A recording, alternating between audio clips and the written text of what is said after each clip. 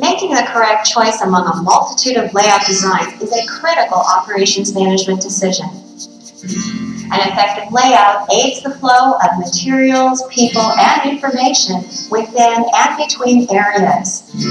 There are a variety of approaches available, such as fixed position layout to accommodate large, bulky projects, process-oriented layout dealing with low volume, high variety production, office layout, where workers are positioned to facilitate information flow, retail layout, addressing shelf space allocation and customer behavior, warehouse layout, balancing space and material handling needs, and product-oriented layout, which seeks the best personnel-machine configuration in repetitive or continuous production.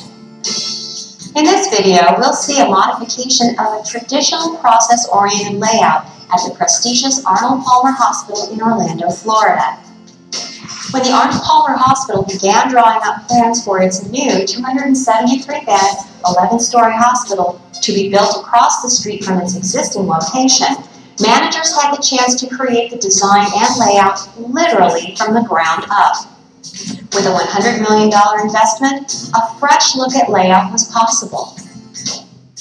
We were really facing capacity issues, and we were fast approaching almost 9,000 deliveries a year, and we began to get some concerns voiced from some of our very loyal physicians and from some of our patients because they were beginning to experience long wait times. So we knew we had to address that, and the way that we did was we focused on many of our throughput processes. We implemented many process improvement teams to try to make sure that we had looked at every possible solution to get patients in and out as quickly as we could, and then we began our expansion plan. The new hospital's unique circular pod design provides for maximum efficiency in the delivery of quality patient care by minimizing the number of trips and distances covered by staff. Arnold Palmer Hospital's innovative pod design has many of the attributes of a work cell that reorganizes people and facilities into small groupings, so effort is focused on making a single product or providing a single service. This approach puts the staff in closer proximity to the patient. Computerized medical records, stations, linen storage, and elevators used for food service deliveries. The hospital's pod design also incorporates a strong patient-centered service-scape, featuring a serene environment with warm colors, private rooms with pull-down Murphy beds for family members, 14-foot ceilings, and oversized windows to provide natural light in each room. No hospital had ever come up with a design and layout quite like this one. We truly wanted to ask our customers. That was initially what we decided to do. I know it sounds like Management 101, but it's a step that a lot of people don't spend enough time on. So we worked with our customers, whether that be the nurses, the physicians, our patients, and asked them what's really important in your current design. What do you like about the facility? What don't you like? From that, we identified two key drivers early on in the process. Those were to maximize operations by design and to make sure that we created a healing environment. From that came what we now know as the modified cloverleaf that has a central bank of elevators in the middle of each 3 pods. The new layout was considered radical by some who were used to the traditional hospital layout. Extensive motion and time studies were done, and computer simulations of daily nursing staff movement were created to better understand what the new layout must achieve. Slowly, the pod concept with a central nursing area and its pod-shaped rooms caught on as administrators, medical staff, nursing staff, and employees began to see the benefits. certainly you can imagine that we had skeptics. Just because it was such a radical design. We've gone from a rectangular building to a circular type building. And what we wanted to do is involve everyone as early as possible into the design phase. We had over 35 user groups, over 1,000 different meetings, really try to engage staff in their input.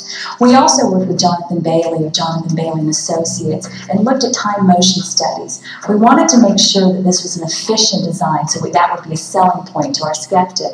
And what he learned is that nurses spend an average of 30 to 40% of their time just walking in the typical racetrack nursing design. Our current situation is one that from the nurses' station to the farthest patient room is about 118 feet. In any given day, a nurse might walk 2.7 miles serving the patients under her care.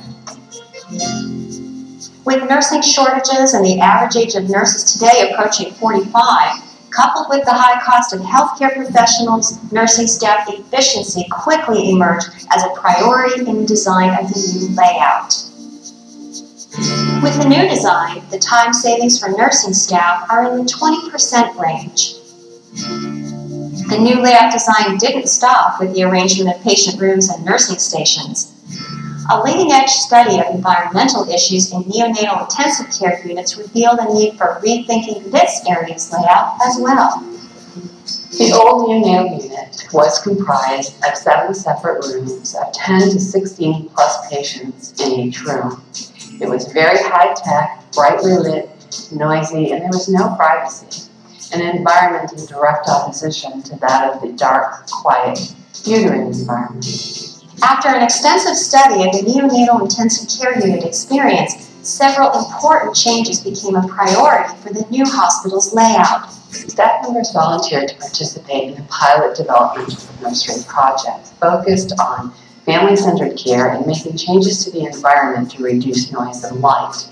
Rubber flooring was added, acoustical panels were added, privacy curtains were included, as well as window treatments. And these were very important renovations that we included in our new design. At the end of making the renovations in our old unit, we did conduct a study, and we found that the babies in the developmental room actually had less days on the ventilator, they grew faster, and they had shorter stays than the babies in the traditional nursery. So we were very excited about including this in our new design. The result of the new layout is another step towards meeting Arnold Palmer Hospital's primary goal of quality care. Did the Arnold Palmer Hospital achieve its layout design considerations? From the smiles and faces of its patients and nurses, the answer appears to be an unqualified yes. Layout is a critical operations management decision, one that's difficult to change once it's set.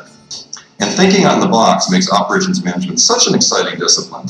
Work cells were initially developed in manufacturing environments. Notice how the hospital's pod design has many of the attributes of a work cell as described in your text. Less floor space is required, reduced direct labor, and empowerment, resulting in a heightened sense of employee participation.